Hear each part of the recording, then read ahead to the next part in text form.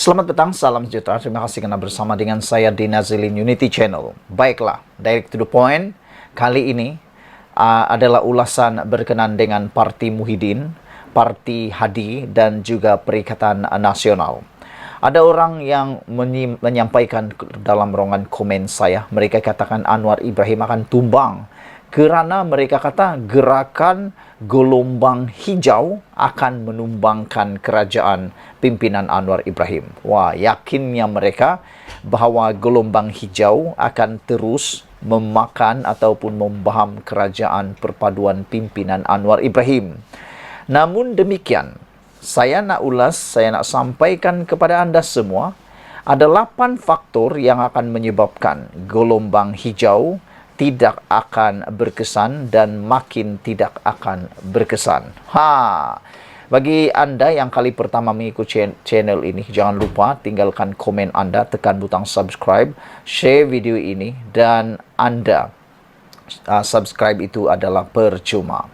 Saudara-saudara sekalian, sila share video ini kerana saya akan bentangkan kepada anda 8 faktor gelombang hijau makin tidak berkesan. Timbalan Ketua Menteri Pulau Pinang, Dr. P. Ramasamy berkata, istilah gelombang hijau yang dikaitkan dengan pengaruh Perikatan Nasional PN pasca PRU15 semakin berkurangan menjelang 6 pilihan raya negeri dijangka Ogos ini. Memberikan 8 faktor kemerosotan, Ramasamy berkata, gelombang hijau yang sinonim dengan PAS dan Bersatu itu mungkin hanya pengaruh sementara yang tersejat dalam keadaan politik dan sosial semasa, khususnya di negeri pantai timur dan utara sudah berkurangan. Mungkin sudah berkurangan, kata beliau. Antara sebab kemerosotan itu adalah keadaan politik, sosial dan budaya yang berpotensi atau beroperasi untuk mendorong parti PN terutamanya di kawasan majoriti Melayu mungkin berkurangan. Kedua, pengaruh itu berkurangan kerana tuduhan rasuah terhadap pemimpin UMNO, AMNYA dan Presiden UMNO Datuk Seri Ahmad Zahid Hamidi khususnya bagi tujuan promosi gabungan PN mungkin terjejas akibat dakwaan rasuah salah guna kuasa terhadap 3 pemimpin Bersatu, termasuk Presidennya Tan Sri Muhyiddin Yassin. Saya memahami apa yang cuba disampaikan oleh P. Ramasamy ini, iaitu mereka tidak akan boleh lagi berkempen di mana-mana untuk mengaitkan tentang salah guna kuasa, tuduhan rasuah dan kluster mahkamah yang dimiliki oleh UMNO juga dimiliki oleh Ahmad Zahid Hamidi. Kerana apabila Perikatan Nasional cuba menggunakan isu ini di dalam kempen-kempen mereka khususnya tentang rasuah, penyalahgunaan kuasa dan paling penting adalah kluster mahkamah, mereka tak boleh gunakan isu itu kerana mereka telah pun termasuk di dalam kluster mahkamah. Mahu tidak mahu, mereka tak boleh gunakan kempen seperti itu lagi kerana jika tidak, mereka sendiri meludah muka sendiri. Saudara-saudara sekalian, timbalan Presiden PAS itu juga berkata, oleh itu, tindakan untuk mempamerkan diri sebagai lebih suci mungkin tidak wujud lagi seperti dalam kes pilihan raya parlimen tahun lalu. Itu sebabnya saya katakan, mereka tak boleh lagi menggunakan isu kluster mahkamah, tuduhan-tuduhan rasuah, tuduhan-tuduhan mahkamah kerana 3 pemimpin utama Bersatu termasuk Presidennya Tan Sri Muhyiddin Yassin sudah masuk menyertai kluster mahkamah. Timbalan pengerusi DAP itu juga berkata, faktor ketiga adalah sikap berdiam diri pimpinan PAS terhadap tuduhan rasuah dalam pemimpin atau pimpinan Bersatu yang memburukkan lagi keadaan.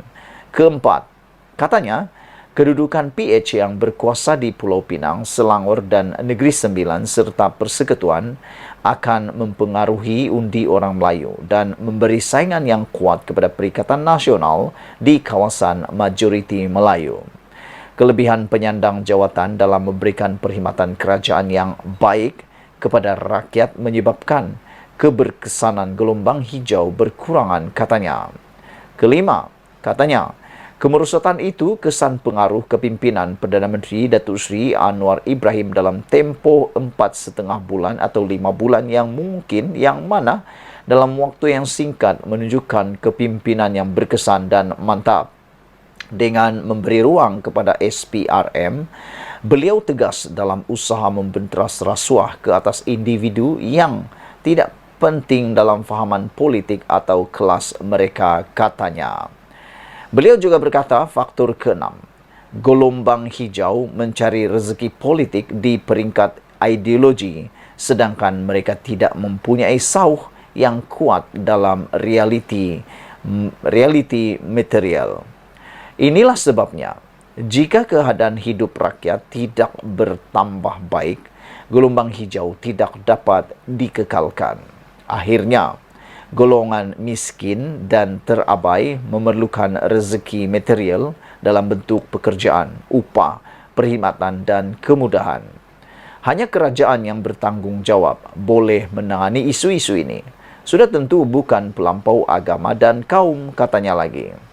Faktor ke-7, katanya, mengenai kestabilan politik dan ekonomi yang menjadi elemen penting untuk kesejahteraan dan kemakmuran negara.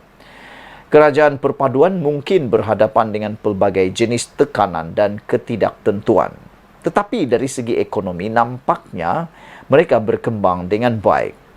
Keupayaan Anwar menarik pelaburan RM170 bilion dari China pastinya menjadi mata tambahan bagi kerajaan baharu pimpinan Anwar Ibrahim ini.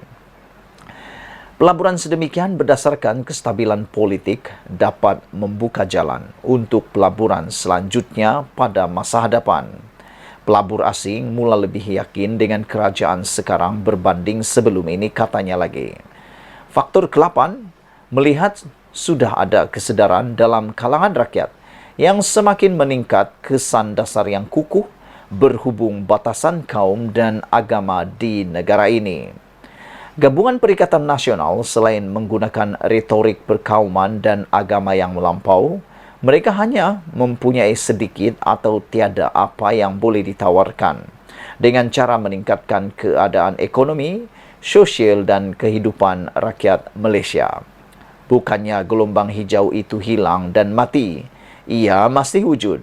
PN akan melampau dalam menggunakan bangsa dan kaum, tetapi terdapat had yang pasti untuk mengejar ideologi ini, katanya lagi. Sekian dulu untuk kali ini. Jangan lupa share video ini supaya semua orang tahu 8 faktor gelombang hijau makin tidak berkesan. Kita jumpa lagi. Malaysia kita punya, kita jaga sama-sama cintai Malaysiaku. Bye-bye.